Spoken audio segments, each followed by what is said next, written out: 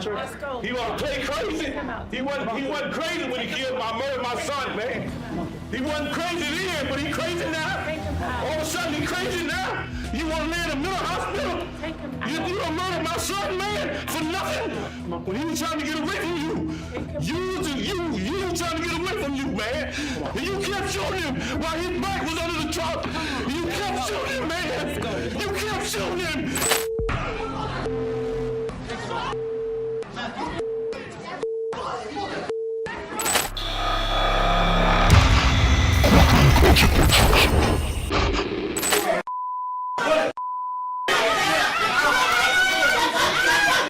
This is Paul Wade. The 31-year-old stands accused of murdering Edward Lamont Smith and Alexis McCrary in Louisville, Kentucky, and he's appearing at Jefferson County Court today in front of Judge Ann Haney for a preliminary hearing. The proceedings get off to a nice, polite start, with defense attorney Aaron Kennedy Startzman exchanging niceties with the judge as Wade is led into the courtroom. Now I will say good afternoon. It just turned noon, so good afternoon. Aaron Kennedy Startzman. I'm standing in for Rob Eggert on behalf of Paul Wade. This is a little bit different. Mr. Eggert is retained on... However, as Startzman introduces her client, a disturbance builds in the gallery, resulting in the crowd being shushed loudly by the sheriff's deputy. At the center of the mounting disruption is this lady, who is seated behind the front row at the right end of the bench. Sensing the growing disquiet, the court officers are taking no chances, and the second deputy leaves his post at the judge's bench to approach the woman and give her a stern warning. Quiet in the courtroom.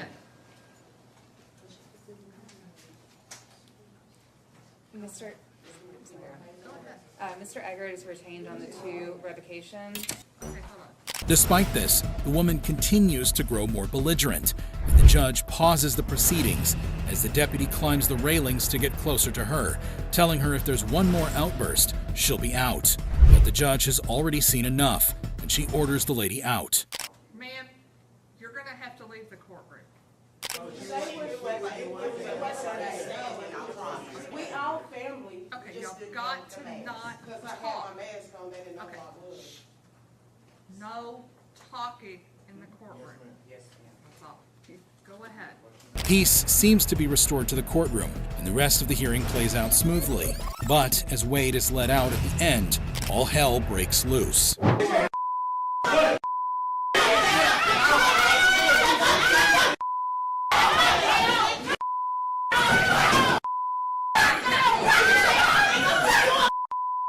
The defendant strides toward the door, flanked by a deputy, but as he passes the gallery, the family members of the victims erupt, rising from their seats in a hail of profanity.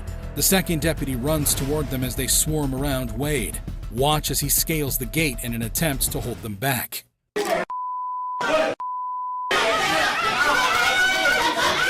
The camera view switches to Judge Haney, and though we can no longer see what's happening in the body of the courtroom, the judge's expression says it all.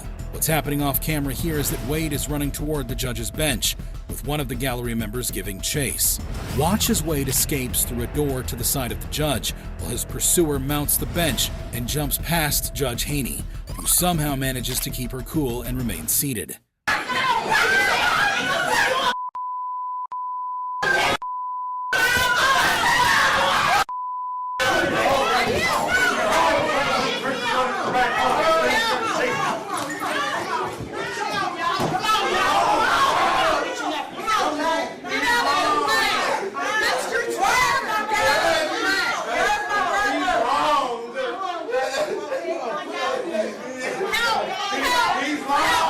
Eventually, after repeated cries for assistance, one of the deputies notices and the judge motions toward the door to indicate that Wade has fled. He's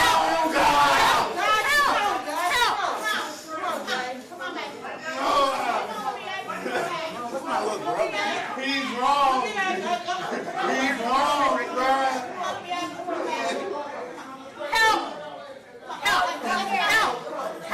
He's wrong. He's wrong.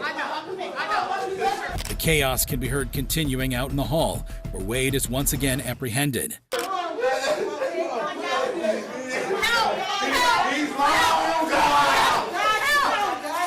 As a result of the incident, 4 men were arrested and charged with disorderly conduct and obstructing governmental operations. In emotive cases like this, herd mentality often takes over, but more often than not, chaos in the courtroom is caused by a single lone wolf, like Jason Wilson.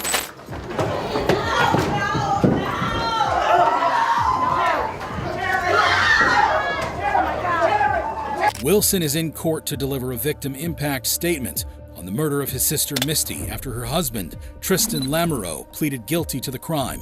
Misty Lamoureux's body was found on the bathroom floor of the couple's apartment, having been shot 5 times in the head with a handgun.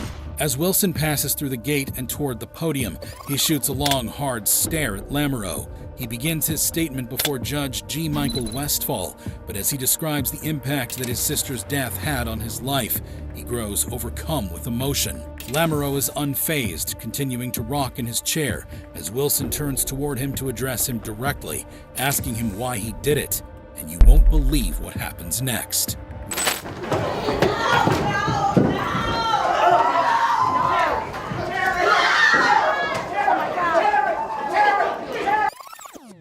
As deputies rush to push Wilson back, Lamoureux suddenly moves as if he's going to retaliate, and a deputy jumps in from behind, wrapping his arms around the convict and pulling him backwards to the ground.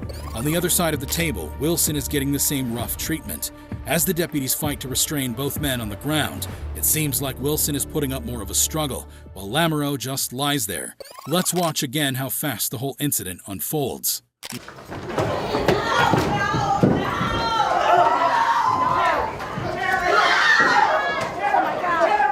Wilson is eventually subdued and cuffed, and as the deputies pull him back to his feet, he apologizes profusely for his outburst. He is led from the courtroom, and despite Iron County Attorney Scott Garrett saying that he plans to charge Wilson with disorderly conduct, no charges are filed in the end. Tristan Lamoureux was sentenced to 15 years to life for the murder of Misty. Lashing out at the defendant in retaliation for the murder of a loved one is one of the most common reasons for physical altercations in the courtroom. But sometimes, on rare occasions, the aggressors end up protesting in favor of the person on trial, like in the case of Tracy Hunter.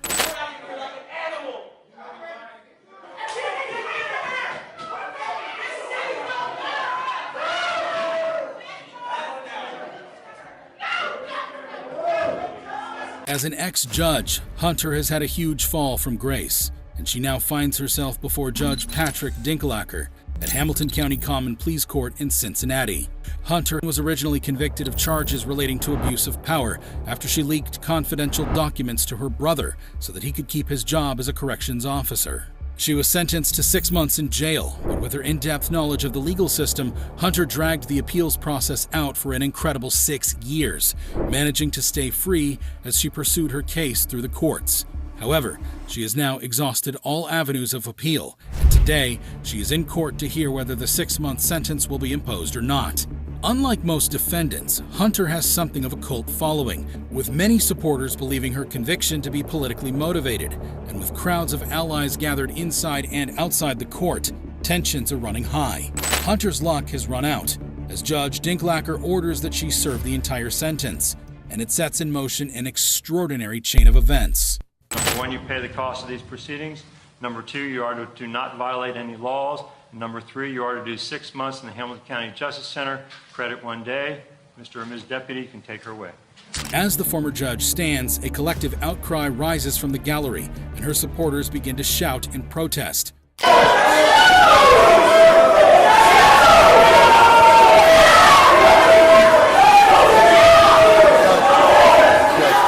The deputies standing in the center aisle turn to the left, raising their arms to try to calm the crowd. However, as they do so, a woman on the right-hand side of the gallery sees her opportunity and stands, rushing toward Hunter without interruption. As she nears her destination, the deputy closest to the podium spots her and frantically moves to stop her. The rising tension suddenly boils over, and as one of the deputies moves to lead Hunter from the courtroom, she begins to struggle before going limp. By now, the gallery is in uproar, and supporters cry, "No justice," as the judge-turned-felon is dragged unceremoniously from the courtroom.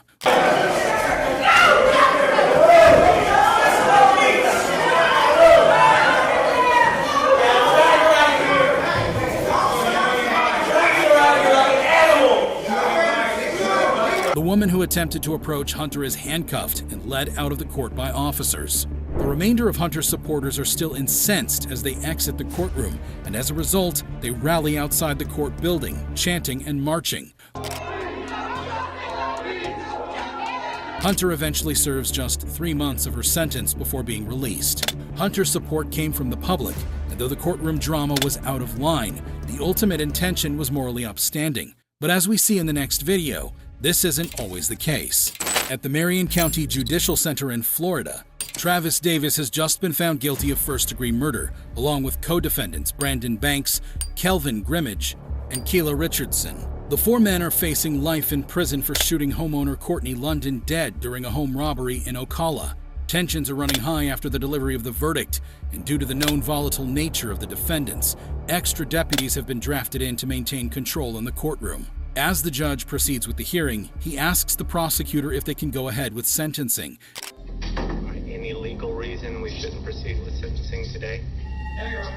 And everything seems to be ticking along normally, but unbeknownst to everyone in the courtroom, things are about to take a shocking turn. Watch Davis closely. Just before the judge delivers the sentences, a deputy behind Davis grabs his hand in an attempt to cuff him. Davis is having none of it, and he quickly yanks his hand away. Sensing the danger, the deputy immediately reacts, wrapping his arms around Davis from behind, and that's when things really start to kick off. A second deputy rushes over towards Grimmage to cuff him, but as he leans across the table, Grimmage pulls back. Davis uses his body weight to throw himself down on the table in front of him, and Grimmage joins in on the action, grappling with the deputy as he throws punches, before being dragged to the ground.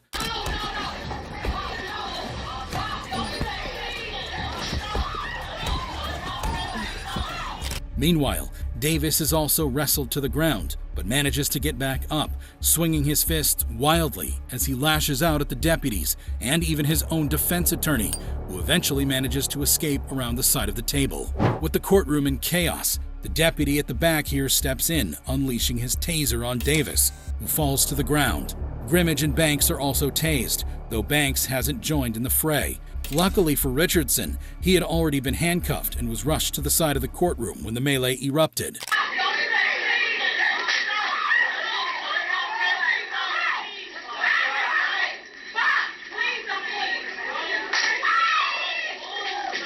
The public in the gallery are up in arms, and a deputy orders them out, but a number of them are reluctant to go.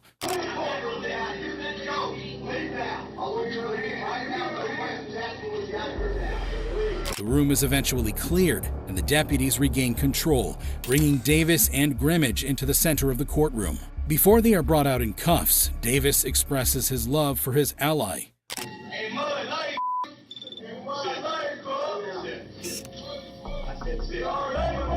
Although they ultimately face no charges in relation to the brawl, all 4 defendants are sentenced to life without parole for the murder. In cases like this, the chaos ultimately has no bearing on the verdict or sentence. However, for Carl Williams, the whole outcome of his trial was changed after a courtroom drama.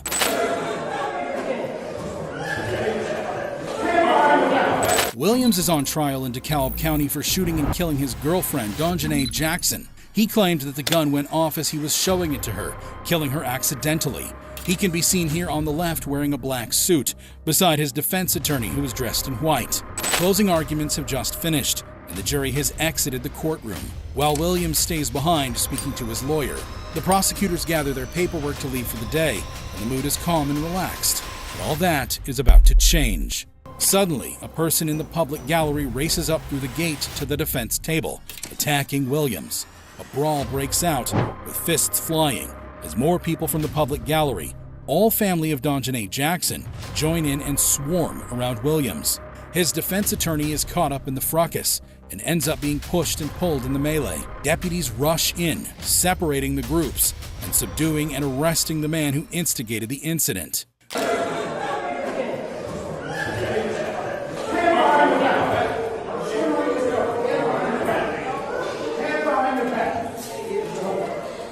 The jury, who are in an adjoining room, hear the entire commotion, and because of this, a mistrial is later granted to Williams. To date, no retrial has been brought before the courts. The attack on Williams was a physical one, designed to inflict as much damage as possible in a short space of time. However, as the next clip shows, sometimes all you need is a verbal altercation to cause chaos in the courtroom. Lucas Kendall is appearing at Miami-Dade Criminal Court for a pretrial hearing. The former bodybuilder is charged with killing Kejuan Bird and attempting to kill Michael Smathers outside a Miami strip club, where he was just about to start his shift as an armed security guard. Kendall claims that Bird and Smathers were sitting in a vehicle watching him menacingly, and alleges that when he went to grab something from his own car, the two men jumped from their truck simultaneously, shouting that they were going to kill him. Kendall pulled out his Glock and began shooting, killing Bird and paralyzing Smathers. It transpired that neither man was armed, and Smathers later denied that any words were spoken to Kendall.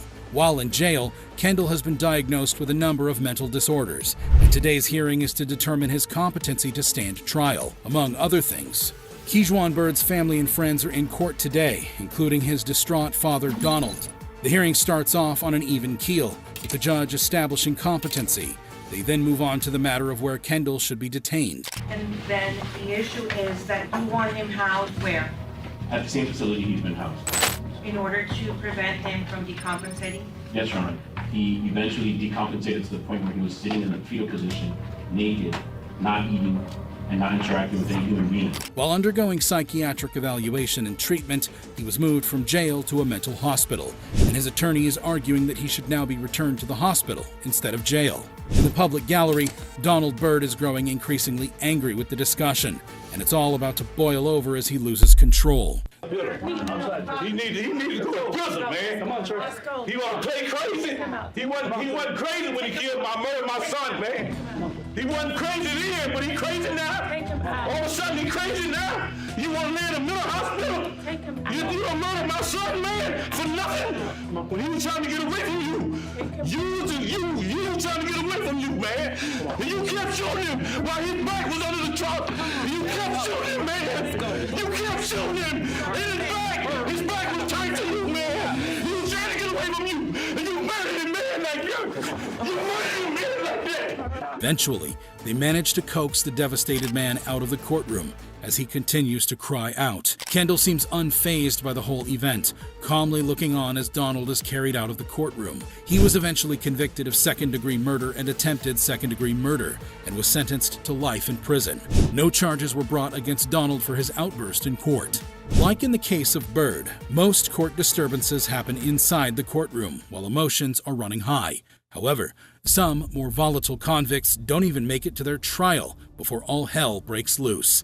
And nobody knows this better than Kevin Lyons. 23-year-old Lyons is safely confined in a holding cell at Chandler Municipal Court, waiting to be brought in front of the judge after officers in Buckeye pulled him over for a traffic stop and found that he had an outstanding warrant for DUI in Chandler. Despite his youth, Lyons has a propensity for violence against authority figures, which is unfortunate for the detention officers, as they seem to have strayed from normal conventions by cuffing his hands at the front instead of the back.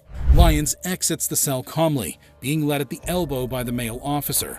But as the deputy nudges him along, the situation suddenly turns. The male officer keeps his arms wrapped tightly around Lyons, who swings his body around, pulling the two of them to the ground so that the officer is on top of him. The female officer jumps in, and both deputies do their best to subdue Lyons. However, he manages to get back on his feet, and that's when the situation goes from bad to downright dangerous. The male officer pins Lyons to the wall, and given the fact that the female officer is there to assist, you would think that they would be able to restrain him. But Lyons displays an impressive amount of body strength as he wrestles himself sideways and once again pulls the officer to the ground on top of him. His legs flail with such force that a boot comes flying off, and he kicks his feet out furiously to keep the female officer at bay. She keeps coming at him, and he lands a kick to her head that is so forceful that it knocks her to the floor. The male officer still has himself wrapped around the top half of Lyons' body, and as the female officer crawls toward the men, Lyons makes a treacherous move. Watch his arms closely. He has his cuffed hands looped around the male officer's shoulder, but as he throws his leg up and wraps them around his opponent for leverage, he manages to slip the cuffs over his head, putting the officer in an unbreakable chokehold. Kudos to the female officer who is straight on the situation, grabbing a baton from her colleague's belt and beating Lyons on the arms to try to get him to let go. Despite the fact that he's being strangled, the male officer continues to struggle against Lyons, and after a tense few moments, he eventually wiggles out from under the cuffs. After a few more minutes of wrestling, the male officer manages to pin Lyons to the ground with his hands above his head, and a third officer arrives as backup. After the chaos that has just gone down, the officers are taking no chances, and in a group effort, they painstakingly secure Lyons' hands, and he has no problem making small talk with them about his history of violence as they do so. You know my you see my record? No, I haven't. Well, I hope you don't see it. Once they're sure he's no longer a threat, they bring him to his feet. But he's still not going down without a fight, and starts to make spurious claims that the officers started it by jumping him. Okay, jump me. He's freaking as That's what it is. He is returned to his cell, where he continues to complain and claim that he is the victim. But luckily for officers, the camera caught the entire incident, so he doesn't have a leg to stand on. Okay. That's messed up. So, I didn't do to him. He wants to grab me on wrist and start kneeing me in the corner. Yeah, the camera thing gonna catch it. The male officer involved in the fray sustains lacerations to his face and ear. As a result of his antics, Lyons' simple DUI charge morphs into 2 counts of aggravated assault against a corrections officer, and he receives a sentence of 18 months in Douglas State Prison. It's one thing showing hatred for the officers who are tasked with containing you, but in some cases, the family of the convict is so upset that their loved one is being locked up that they can't contain their contempt toward the family of their innocent victim, like in the case of David Chavez.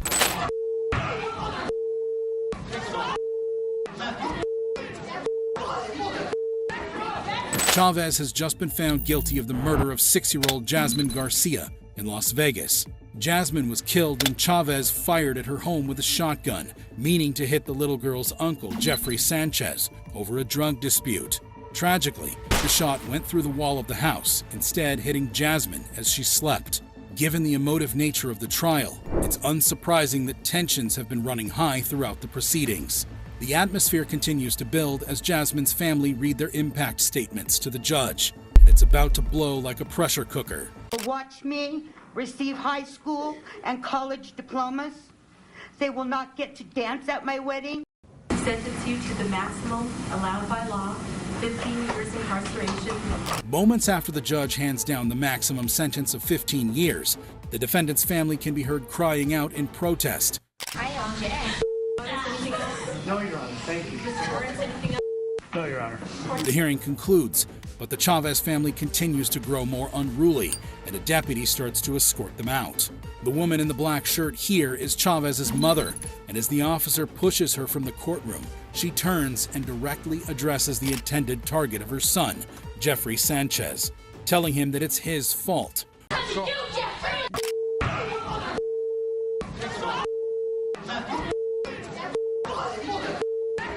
Her words cause Jeffrey to fly into a rage, and deputies rush in, pinning him to the wall. His fury is so great that even the wall is no match for him, and he punches a hole in it. He's eventually subdued and led from the court, and in the aftermath, Jasmine's grandfather complains about the conduct of the Chavez family. Get it through their head that they found him guilty. We're never gonna see her again. At least they have him. What more do they want from us? What do they need? They need another killing? Do you think this is the end of it? No, I don't. I don't. It is not known if any charges were brought in relation to the disturbance, but the Sanchez family say they are happy that Chavez got the maximum sentence possible for his actions.